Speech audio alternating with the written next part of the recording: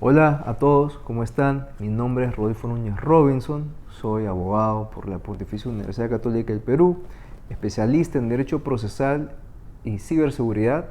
Actualmente soy asociado senior en el estudio Amprimo Fleury Barbosa y Rodríguez Abogados y soy socio cofundador de la primera consultora interdisciplinaria en ciberseguridad y derecho en el Perú, Delta AEGIS.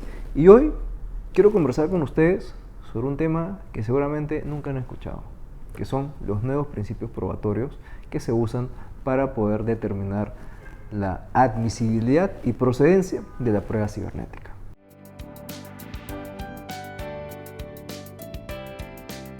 Como primera pregunta que se me hace, hay que un poco conocer cuál es el estado actual de la prueba en el Perú. Y la verdad es que el estado actual sigue siendo el mismo estado de hace muchísimos años, porque nada ha variado respecto a la prueba. Como nosotros sabemos, el medio probatorio, toda la etapa probatoria es importante en un proceso. Y el medio probatorio cumple una función trascendental en el proceso, que lo que busca es, mediante un medio de prueba, trasladar un hecho que es ajeno del proceso al proceso. Y de esa manera poder generar convicción en el juzgador, o sea en un tribunal arbitral o en un tribunal administrativo, en base a los hechos que sustentan la teoría del caso de cada parte. Y para ello tenemos medios probatorios o medios de prueba típicos y atípicos, que la verdad, los típicos son aquellos que están regulados en nuestros códigos o en nuestras normas procesales o procedimentales específicas, y los atípicos son aquellos que no están regulados, pero que aún así son admitidos y son procedentes dentro de un proceso, sea arbitral, judicial o en un procedimiento administrativo. Y es bueno recordar también que ya el TC lo ha dicho, el derecho fundamental de la prueba tiene ciertas etapas. Tenemos la etapa de ofrecimiento probatorio, que es cuando yo presento un medio de prueba al proceso. Luego pasa por un proceso de calificación, que también se le llama saneamiento probatorio, para poder determinar si es que ese medio probatorio va a ser o no admitido al proceso. Luego se actuará la prueba en base a su naturaleza, si es documental, ejecución inmediata; si no, pues se verá otro tipo de actuaciones mediante audiencias de prueba. Y por último, una vez que se tenga ya todos los hechos quizás extraídos de la prueba, el juez valorará dicho medio probatorio para poder generarse convicción en lo que se alega o lo que no se alega. Y lo importante acá, me parece a mí, recordar cuáles son los principios probatorios que usamos en nuestro día a día, quizás como litigantes, como estudiantes, quizás recién lo estén aprendiendo, que son 5. Son el principio de pertinencia, y vamos a verlos muy breve porque lo que me interesa a mí es conocer, más adelante lo veremos, cuáles son los nuevos principios probatorios que rigen ahora en la Lex Mercatoria todos los temas de prueba cibernética. Y nosotros, por ejemplo, aquí en Perú y en el grueso del mundo, usamos 5 principios generales. El primero es el principio de pertinencia. ¿Qué es el principio de pertinencia? Sencillo, es básicamente que se busca la existencia de una relación lógica jurídica entre el medio de prueba que se aporta y el tema probandum. ¿Qué es el tema probandum? Es todo lo tangencial a tu causa petendia, lo que tú estás buscando acreditar en un proceso. Luego tenemos el principio de idoneidad, que básicamente es aquel principio que busca controlar que el medio probatorio que nosotros estamos aportando al proceso permita acreditar de alguna manera tu tema probandum. Es decir, si bien todos los medios probatorios son idóneos, por así decirlo, lo que se va a analizar en este caso específico son tus alegaciones probatorias. ¿Realmente me ayuda o no me ayuda? Luego tenemos uno bien fácil, principio de preclusión, a ver si has presentado tu medio probatorio dentro del plazo que está regulado en tu proceso especial, porque recordemos el proceso civil, por ejemplo, tiene hasta 4 tipos de procesos internos: abreviado, conocimiento, sumarísimo, ejecución. Y también tenemos los procedimientos que tienen sus propios plazos, y también tenemos, por ejemplo, los procesos especiales, proceso constitucional, laboral, etc. Entonces cada uno tendrá sus plazos y se tendrá que presentar el medio probatorio dentro del plazo. Sin embargo, recordemos también hay una excepción a esta regla, que es la excepción de la teoría de los hechos nuevos, que pueden ser propios como impropios. Los propios son básicamente aquellos medios probatorios que se producen luego de interpuesta la demanda, y los impropios son aquellos medios probatorios que de manera previa al acto postulatorio ya existen, pero han sido imposibles de conocer o ha sido muy difícil conocerlos. Y luego tenemos el principio de utilidad, que básicamente es que un medio de prueba sea capaz de generar un servicio al juzgador, es decir, que de alguna u otra manera cumpla su finalidad de acreditar un hecho. Si no, se rechaza. Y por último, y uno muy interesante y quizás en mucho debate penal, es el principio de legalidad o licitud, que es determinar cómo se ha obtenido el medio probatorio. Se ha obtenido violando las leyes, violando derechos fundamentales, infringiendo principios constitucionales. Y en base a ello, pues, se aplicarán dos teorías. La teoría del fruto del árbol prohibido, que lo que nos dice es que un medio probatorio obtenido ilícitamente o mediante afectaciones a derechos fundamentales generará la nulidad o la ineficacia de todos los actos que se puedan desprender de ese medio, o la teoría de la atenuación, que es cuando un medio probatorio, si bien fue obtenido de manera ilícita, puede ser admitido dentro de un proceso. Y en la práctica, como ustedes sabrán, siempre los jueces o los órganos que están controlando el proceso, dirigiéndolo, tienen que verificar que se cumplan estos principios procesales, ya sea las partes que puedan coadyuvar o ya sea también el propio juez de oficio que, mediante el saneamiento y la calificación que se haga, podrán determinar que eso exista. Pero lo interesante es que estos principios probatorios ya son anacrónicos, ya están, digamos, fuera de tiempo, porque el derecho, como ustedes saben, es fenoménico y el derecho se va adaptando a lo que la sociedad necesita. Y ya estos principios probatorios no están pensando en lo que la sociedad de ahora necesita. Por eso es interesante ver cómo es que las nuevas herramientas que nos brinda la sociedad ahora pueden ser incorporadas dentro de un proceso. Yo les dejo la siguiente pregunta. ¿Ustedes creen que la evidencia cibernética se rige realmente por estos 5 principios clásicos? ¿O es que hay nuevos principios? Esa es una pregunta interesante que, como veremos más adelante, ya existen normas internacionales y estándares que regulan cuáles son los 7 nuevos principios probatorios que debemos aplicar en un proceso para poder asegurar la admisibilidad y la procedencia de una prueba cibernética.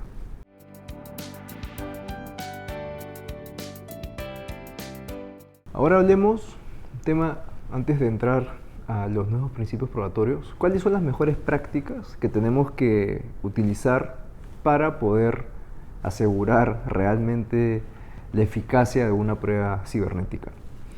Y comencemos con un ejemplo, que es el hash. ¿Qué es el hash? El hash es básicamente un identificador único que se genera a partir de la información que contiene un archivo. Así como yo tengo un número de DNI y ustedes también tendrán el suyo, el hash nos fija un número de identificación único para un archivo en base a su contenido, en base a dónde está guardado, en base a un montón de elementos. Así que solamente hay un hash por cada archivo en toda la historia, salvo casos extremadamente puntuales.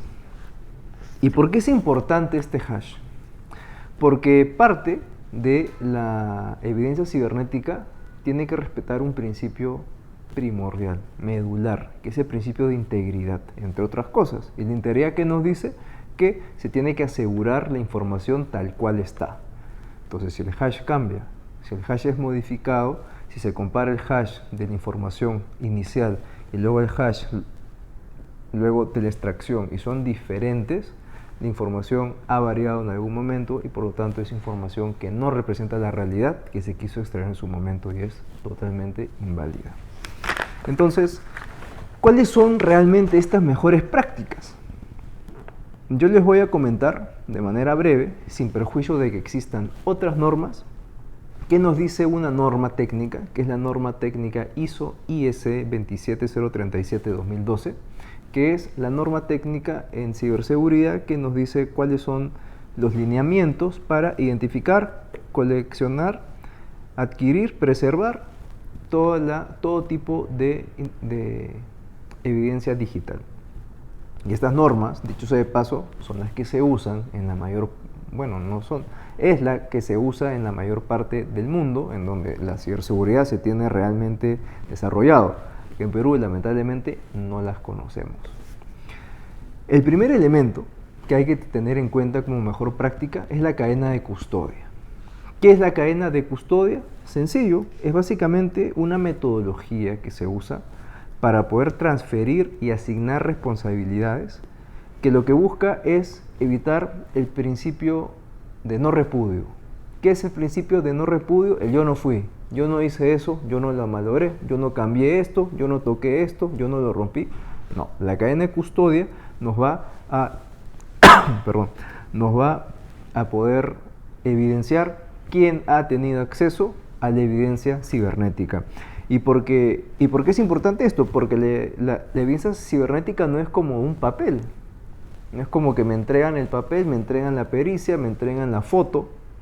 Es muy diferente porque hay que extraer, como veremos en un momento, toda la información. Y para ello necesitamos toda una serie de profesionales que nos puedan ayudar, y la cadena de custodia va a poder evitar o disuadir que alguno de estos malogre esa información que es tan importante para, por ejemplo, un proceso. Y un modelo sencillo, que ahora lo van a ver, es el que nos da el Instituto SANS, en donde se nos muestra los siguientes elementos: la evidencia, la descripción de la evidencia, el número, la cantidad, la descripción de los artículos, y luego se tiene una lista indefinida, infinita, de todas las personas que han tenido acceso o han tenido en sus manos dicha evidencia, con sus nombres, organización, su firma, la fecha, por qué se le dio, es importante eso también. Luego vamos a tener como mejor práctica todo un proceso larguísimo y complejo y técnico, altamente técnico, que los abogados probablemente no entendamos bien porque no es nuestra especialidad, que es el proceso de adquisición de información. Y este tiene una serie de pasos. Primero, tenemos que preparar y recolectar la información. Y para poder hacerlo hay que partir de una premisa. Nosotros no vamos a poder, una vez que retiremos la información, leerla bien, porque usualmente toda la información puede estar en binario, puede estar en un código de texto que se llama string, y tenemos que ver la manera de procesarla. Entonces acá es cuando viene el perito de ciberseguridad y forencia digital. Y en este paso también es fundamental que se siga la cadena de custodia, porque si no se hace, en cualquier momento de esta breve etapa también puede generarse alguna infracción al principio de integridad. Y en este extremo hay tres elementos que se consideran importantes tomar en cuenta, que dicho sea de paso son bases mínimas. Siempre se puede ser más diligente y aplicar más temas. El primero es especificar en un acuerdo de servicio las actividades que se realizarán taxativamente con la evidencia recibida, con el objetivo de prevenir riesgos a futuro. 2. Inventariar la cantidad de dispositivos electrónicos. Y 3. Preparar medios de almacenamiento con encriptación con la finalidad de asegurar la confidencialidad e integridad de la información que se va a extraer. Como vemos, hay pasos importantes que lo que buscan es asegurar la integridad y también el no repudio de la información que se va a utilizar en este proceso de recolección. Luego tenemos en este proceso la extracción. ¿Qué es la extracción? No es aún el análisis de la información ni su interpretación, sino es simplemente retirar la información. Hace un momento hablamos de cómo se prepara todo el ambiente, como por ejemplo si fuésemos un cirujano, primero estamos limpiando todo, esterilizando los equipos, y de ahí vemos la manera en cómo extraer las cosas. Ya está todo listo. Ahora, ¿cómo extraemos la información? Y para ello hay una serie de prácticas que hay que respetar. Primero tenemos la creación de una copia digital de la información. Y esto puede o debe involucrar, me parece a mí, un disco completo o al menos una partición del disco. Es decir, que el disco en donde se está guardando las cosas se parta para que en caso se pierda una parte de la partición, no se pierda la otra. O también archivos individuales.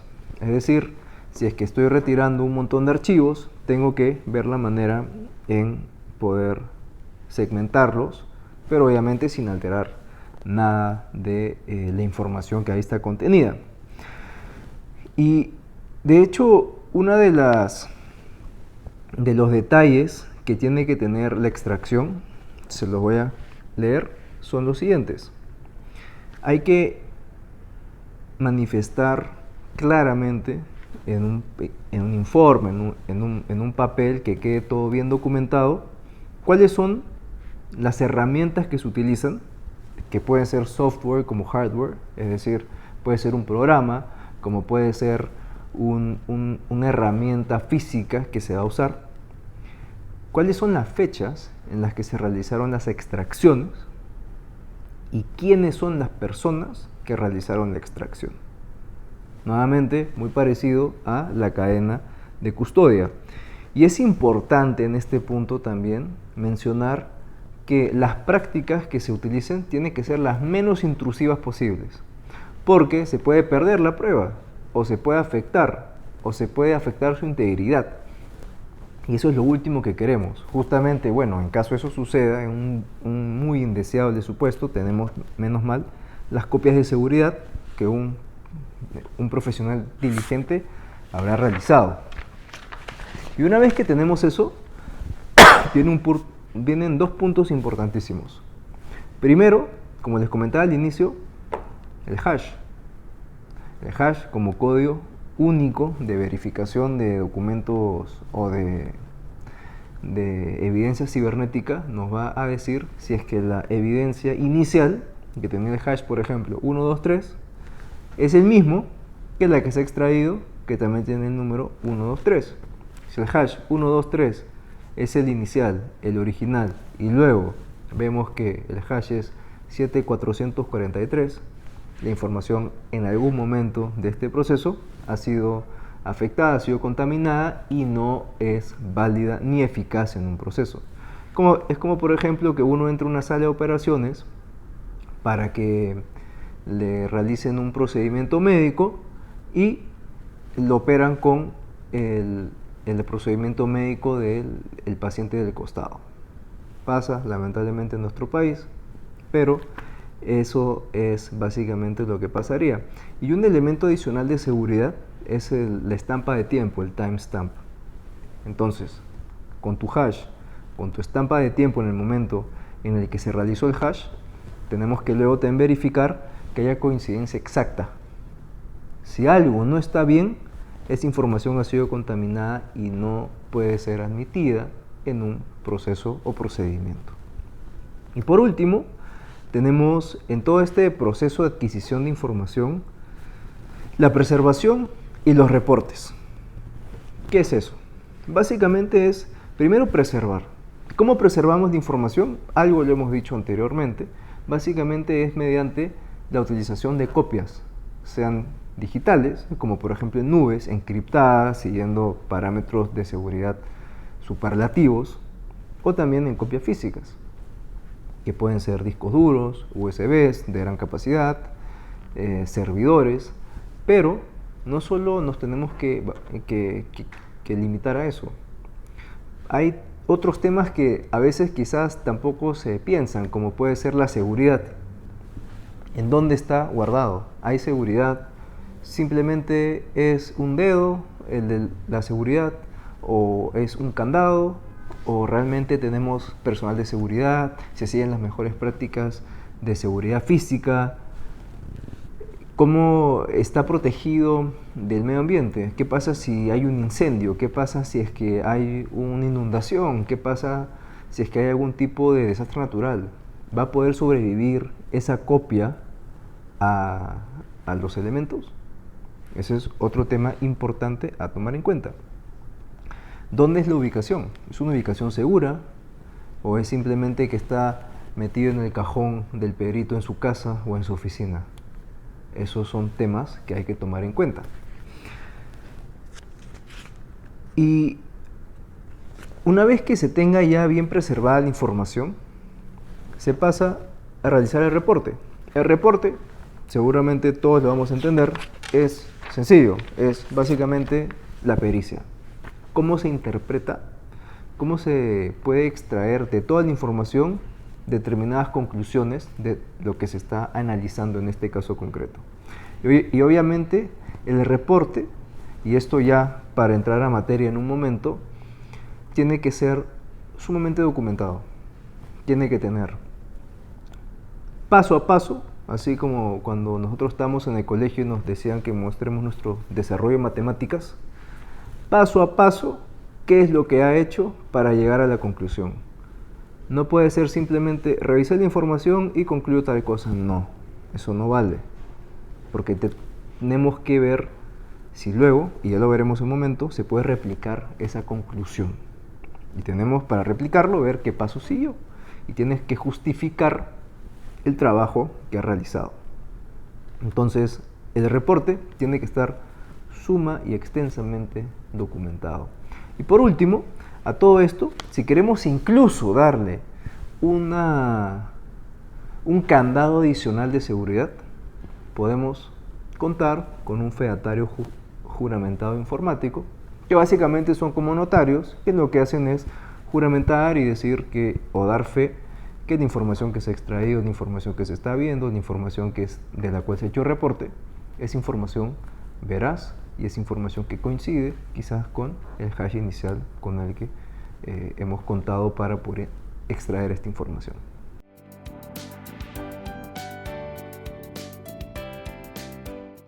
Luego de todo lo que hemos visto, podemos ya concluir que la prueba cibernética no es poca cosa. No se le puede tomar tampoco como una simple prueba típica, o quizás prueba típica si es que se introduce mediante un documento, una pericia, porque necesita de manera necesaria que se cumplan ciertos pasos en donde se tiene que asegurar la admisibilidad y procedencia y eficacia de la prueba que se quiera trasladar al proceso.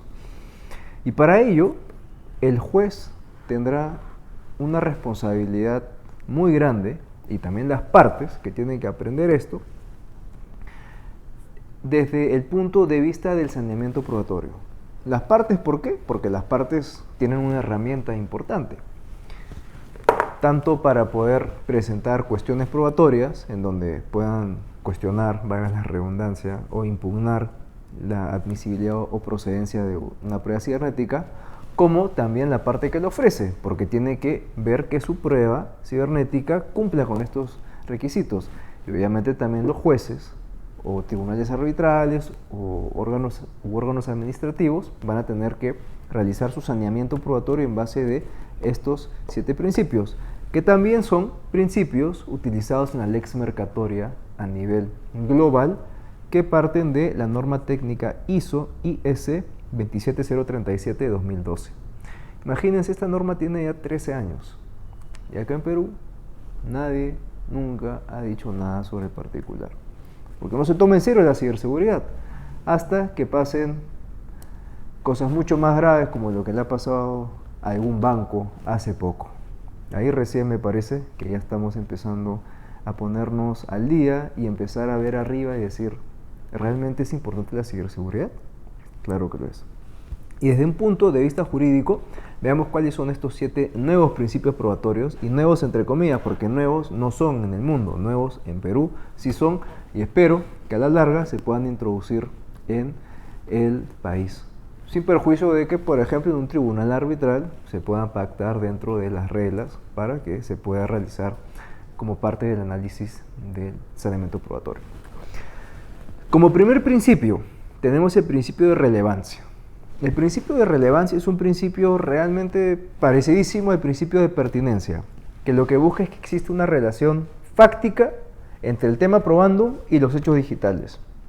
En otras palabras, lo que se busca es demostrar que la evidencia digital haya sido preparada, haya sido recolectada y haya sido extraída con el fin de que se pueda, de alguna manera, acreditar el hecho que tenga cierto componente cibernético. Para ello, por ejemplo, si es que yo quiero probar, un caso muy sencillo, quiero probar que, digamos, yo soy un ciberdelincuente y he hackeado este celular. Entonces, analizan mediante un ransomware, lo analizan y ven que tiene un hash. Y también analizan mi computadora o mi laptop y ven que ese malware, ese que es el ransomware, es casi idéntico al que se ha mandado a este celular. Y entonces hacen un análisis del hash. A ver, ¿es lo mismo o no es lo mismo? Si es lo mismo, ya, yo soy culpable, pero ¿cómo yo voy a tener eso? No, no es lo mismo. Bueno, yo no he mandado esto, pero sí tengo en mi poder un arma delincuencial, entonces podré ser quizás un ciberdelincuente, pero no necesariamente yo he realizado este ataque. Esto es, por ejemplo, un hecho clarísimo de relevancia. Luego, principio de confianza. ¿Qué es el principio de confianza? Que todos los procesos que se han utilizado, que hemos conversado hace un rato, para poder manipular la evidencia digital, sean auditables y sean repetibles, debiendo los resultados ser reproducibles. Entonces se instaura en las partes y también en los peritos que han contratado, sean de ciberseguridad y de forense digital, de que los medios probatorios digitales sean lo que aparentan ser. Eso es básicamente la máxima que rige este principio. Luego tenemos el principio de suficiencia. ¿Qué es el principio de suficiencia? Es el deber de las partes y de sus peritos, consistente en que deben poder haber extraído suficiente material digital para que se pueda llevar a cabo una investigación seria y diligente. No basta, por ejemplo, si estoy analizando una penetración por fuerza bruta, que significa que lo hemos visto en una edición anterior, que es cuando yo intento, mediante todas las medidas posibles, la combinación del candado, digamos un candado que estos que se giran y voy moviendo así hasta ver cuál me liga, ya. Eso es básicamente una penetración por fuerza bruta en un sistema digital. Es básicamente mandar miles y miles y miles y millones de solicitudes a un sistema para adivinar cuál es la clave. Entonces, si eso pasa, yo tendría que ver todos los elementos. Por ejemplo, en este caso existen lo que se llaman los logs, que son digamos, los incidentes, las acciones que se han tomado. Y si yo veo que la fuerza bruta se ha realizado durante un mes, no voy a sacar de un día, no voy a sacar de una semana, no voy a sacar del último día, tengo que sacar de todo el mes que estoy analizando, para que la información sea suficiente. Luego tenemos el principio de auditoría. Y esta parte de la premisa en que toda acción que se toma dentro de una práctica forense debe ser auditada para poder evaluar que la investigación experta haya sido acorde a lo que se ha dicho. Es decir, en otras palabras, debe estar todo plena y absolutamente documentado. Cada medida que se ha hecho, cada herramienta que se ha utilizado, cada acto que se ha hecho, a cada persona que se le ha transferido la información, la cadena de custodia que le hemos visto, cada cosa que se ha hecho tiene que estar documentado. Y como les comentaba, tiene que estar todo bien justificado para que se pueda luego replicar y repetir. Y acá vienen estos dos principios, principio de replicabilidad y principio de repetibilidad. ¿Qué es el principio de replicabilidad? Es básicamente que el mismo resultado al que ha arribado el perito, el experto en ciberseguridad, el forense digital, puede ser alcanzado también si yo sigo sus mismos procedimientos. Es decir, si yo digo que 2 por 2 es 4 y el procedimiento es que 2 más 2 es lo mismo que 2 por 2, entonces 2 más 2 igual 4, sí, ya, perfecto. Pero ¿qué pasa si yo digo 2 por 2 es 6 y me hace todo un procedimiento y yo lo sigo, pero no sale 6, no sale 4? Hay un error ahí. Entonces, todo el procedimiento tiene que ser documentado para que luego se pueda repetir siempre y que siempre se tenga el mismo resultado. Si no, hay un error en ese procedimiento y la prueba es inválida. Y de ahí tenemos el principio de repetibilidad. ¿Qué es el principio de repetibilidad? Es básicamente el principio que lo que busca es controlar que el resultado al cual se ha llegado también pueda ser alcanzado mediante otro tipo de procedimiento. Es decir, si yo usé el procedimiento A y llegué al resultado tal, yo puedo usar también el procedimiento B, C, D, E, F, G y llegar también siempre al mismo resultado.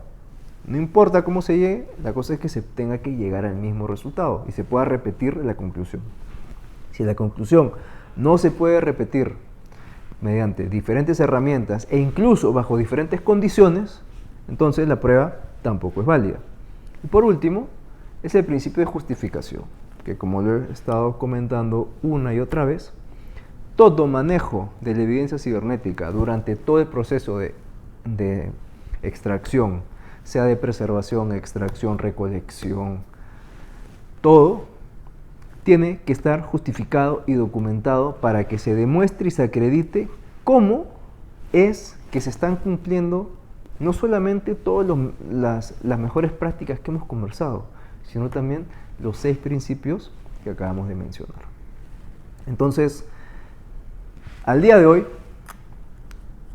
no solamente nos tenemos que centrar, cuando veamos esta prueba específica, en los 5 principios probatorios que hemos aprendido seguramente en la universidad y que repetimos sacrosantamente en todo proceso: pertinencia, idoneidad, preclusión, utilidad, licitud.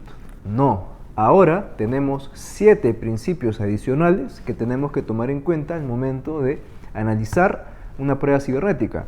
Y esto, de hecho, es sumamente útil para todos, porque les pongo un ejemplo que lo hemos visto en la práctica. ¿Qué pasa en los casos, por ejemplo, de Indecopi, en los que se están analizando temas de libre competencia? Hemos visto que se usa mucho, por ejemplo, la prueba indiciaria a raíz de correos. ¿Y qué es lo que hace el Indecopi? Se lleva todas las computadoras, analiza, extrae la información y simplemente dice: he extraído todos estos correos. Un momento, ¿el Indecopi nos dice cómo se extrajo en los correos? ¿Pero cómo se extrajeron los correos? El Indecopi nos ha dicho cómo ha preservado la información. El Indecopi nos ha mostrado el hash inicial y el hash final que está usando como prueba. Nos está mostrando las estampas de tiempo. Nos está mostrando el fedateo juramentado informático. Nos está mostrando qué herramientas ha utilizado, qué software, qué hardware, la cadena de custodia. ¿Nos está mostrando algo? No nos muestra nada. Eso es justamente una manera en cómo nosotros nos podemos defender, usando estos nuevos principios que aún no están en boga de todos, pero que la idea es que poco a poco, mientras más nos concienticemos en la importancia de la ciberseguridad y de la prueba cibernética, podamos empezar a aplicar en la práctica y podamos mejorar también la manera en cómo ejercemos el derecho y cómo protegemos también nuestros derechos. En base a ello, los invito a reflexionar un poco sobre la importancia de la ciberseguridad, sobre cómo está cambiando el derecho, cómo está cambiando la sociedad, y que estemos siempre a la vanguardia de la manera en cómo avanza el derecho, que como les comento, estas normas ya tienen más de 12 años, pero acá aún seguimos repitiendo los mismos principios anacrónicos de siempre. Muchas gracias por su atención.